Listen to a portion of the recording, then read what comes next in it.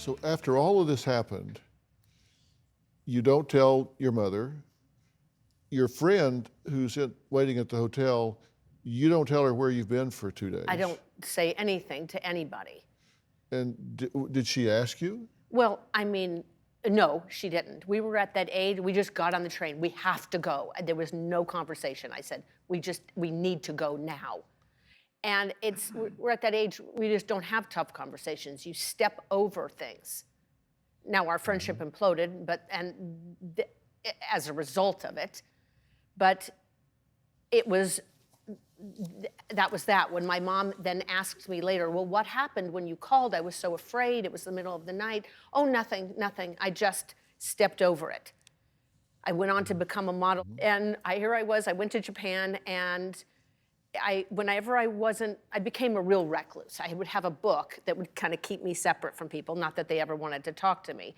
But when I wasn't shooting, I hung out at my agent's office. And her grandparents were there, because in Japan, they revere their elders, and they're always there in case they want advice of any kind. And I was sitting in the conference room one day, running my fingers over this strange wooden table that had the eyes of the wood left in, and it was narrow at one end and wide in the other. I'd never seen something like this. But the grandmother said, oh, wabi-sabi. And that's when they took turns telling me about this, the most important of Japanese principles, the grandfather said, which says that the beauty of anything, any object, lies in its flaws. It's not the polished up parts that make something beautiful.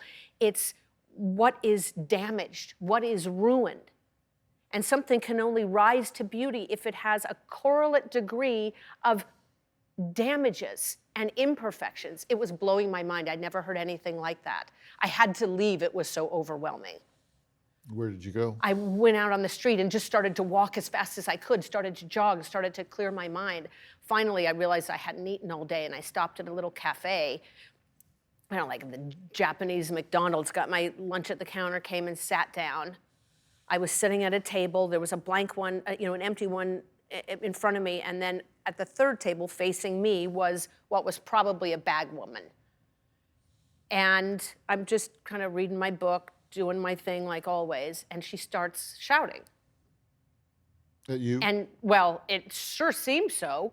People are looking at her and looking at me and looking at her and looking at me. I'm like, I didn't like to be looked at. It wasn't like when I was a model where I'm just like a meat suit. They were looking at me. And the man at the table next to me leaned in and says, she asks why you make war on Japan. And I'm looking at her, and she's crying, and her snot is frothing up, and she's crazy. And I'm saying to these people, can't you see she's crazy? Look at her eyes. And I locked eyes with her. I was overcome with compassion, because she wasn't crazy. She was just traumatized and had no idea how to make sense of what occurred to her. And I didn't see a crazy woman, I saw myself. And I bowed to her, and she stopped and fell silent.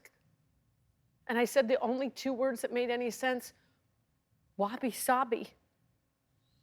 And I gathered everything and bowed to the people, and they all bowed back.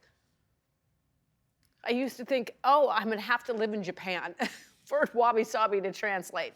I'm gonna have to spend the rest of my life there. I prayed that the notion of wabi-sabi would translate. But I realized it does. It's not the things that are perfect about us that make us magnificent. It's all the other things that we've thought were wrong about us. Did that help you embrace what you'd been living with at that point? It very much did. It made me realize I didn't know how to go on living. I was trapped in a hell of my own mind. And I thought if I told anybody what had occurred, they would know that I was damaged and ruined and filthy.